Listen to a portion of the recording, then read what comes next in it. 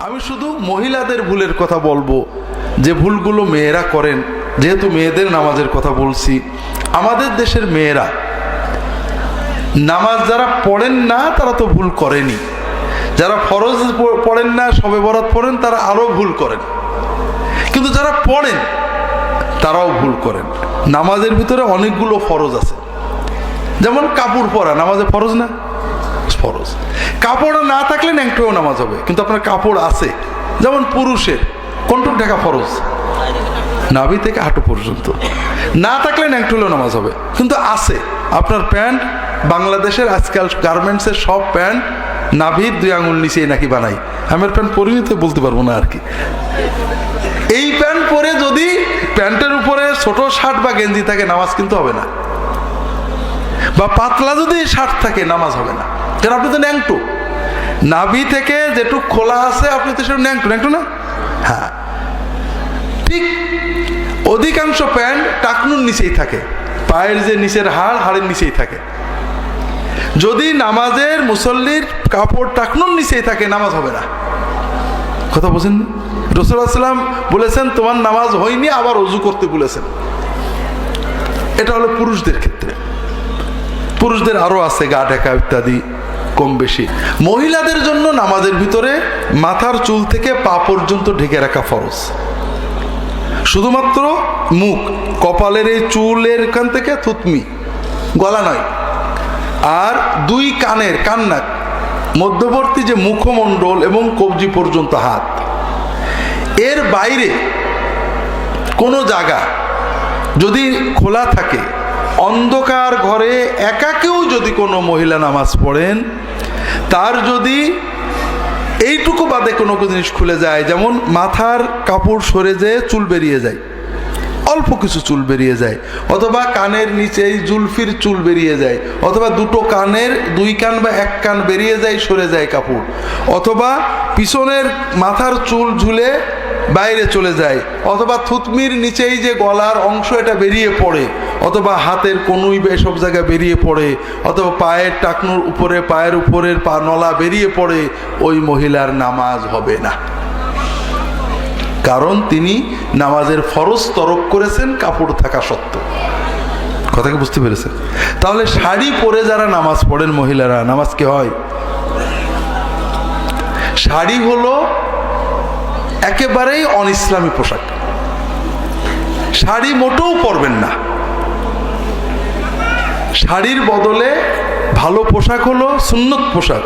রাসূলুল্লাহ সাল্লাল্লাহু আলাইহি ওয়াসাল্লাম সাহাবীরা যে পোশাক পরতেন, মহিলারা, নবীজির স্ত্রীরা, মেয়েরা যে পোশাক পরতেন, সেটা হলো ম্যাক্সি, দেরা, বড় ম্যাক্সি, ফুল হাতা অথবা কবজি পর্যন্ত হাতা, পায়ের গোড়ালির নিচেই ঝুল, বড় ম্যাক্সি।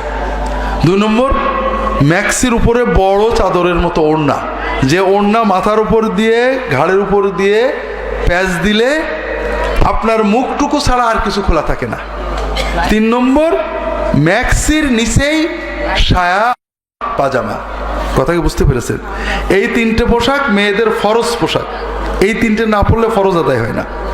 আমাদের বাংলাদেশের, বিশেষ করে ঝিনাইদহের, কুষ্টিয়ার, যশোরের, বাংলাদেশের উত্তর এবং পশ্চিম দক্ষিণ এলাকার মানুষেরা, মহিলারা বিশেষ করে এবং পুরুষেরা দোজখে যাবেন, বড় কারণ হলো বেপর্দা। কথা বোঝেননি? কেন?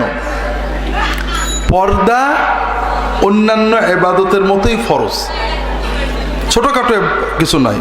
পর্দা তো হুজুররা বানাইছে, ঠিক না? পর্দা হুজুররা বানায়নি? পর্দা কোথায় আছে? আল্লাহর কোরআনেই আছে।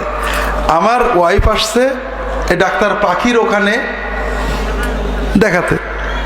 আমার ওয়াইফরা তো একটু পর্দা করে, বড় মুখ টুক পুরো ঢাকা, এখন বসে আছে। পাশের থেকে মহিলারা মতামত করছে, এই সব করেই তো দেশটা শেষ হয়ে গেল, এরাই তো দেশটা শেষ করে দিল। কথা বোঝেননি? বোরকা যারা পরে তারাই তো দেশটা শেষ করে দিল। সবচেয়ে বড় কথা, এই কথাগুলো কারা বলছে? মুসলমান। কেমন মুসলমান? শবে বরাতে নামাজ পড়া মুসলমান। আল্লাহর কোন ফরজ ইবাদত দেখে যদি কেউ বলে এটা খারাপ, তার কি মান থাকে? তার মানে না জানার কারণে সম্ভবত এই কুফরি কথাটা তার মুখ থেকে বেরোচ্ছে। আল্লাহ তাআলা পর্দা ফরজ করেছেন। নামাজের ভিতরে যেমন পর্দা, নামাজের বাইরেও পর্দা ফরজ করেছেন। পর্দা মানে শরীরটা পুরো ঢাকা রাখবে। মাহরাম, রক্ত সম্পর্কের আপন আত্মীয় যাদের সাথে বিবাহ না হয় তারা বাদে আমাকে কেউ দেখবে না, আল্লাহ এটা কোরআনে হুকুম করেছেন। আমরা একটু পরে বলবো মূল পর্দার কথা, কারণ এই হাদিসেও আল্লাহ বলেছেন, আল্লাহ রাসূল বলেছেন, যেটা আগে বলছিলাম। তাহলে নামাজের ভিতরে আমরা এবং বাইরে সর্ব অবস্থায় মেয়েরা কি পোশাক পরবেন? ফরজ এবং সুন্নত। বড় ম্যাক্সির জায়গায় বড় ঢিলে ঢালা সালোয়ার কামিজ পরলে চলে, কিন্তু কামিজ আজকাল পর্দা রাখে না। এখন কামিজ পরেও ন্যাংটো হয়ে যায় মানুষ। রাসূল বলেছেন, সিনফান মিন উম্মতি লাম আরাহুম, আমার উম্মতে দুই শ্রেণী এখন আমি দেখিনি। তার ভিতরে এক শ্রেণী পুরুষ আর এক শ্রেণী নারী।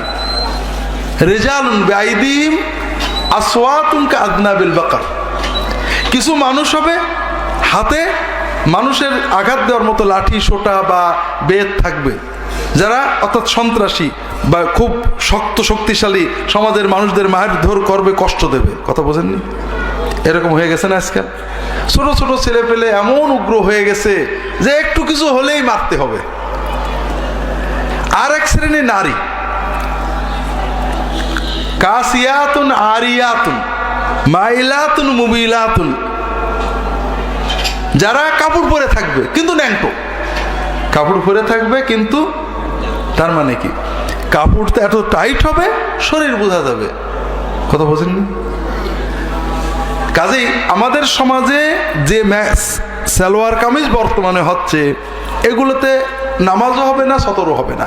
তবে ঢিলে ঢেলা ফুল হাতা যদি বড় কামিজ হয়, নিচে সালোয়ার হয়, এটাও ভালো, শরিয়া সম্মত, সুন্নাহ সম্মত।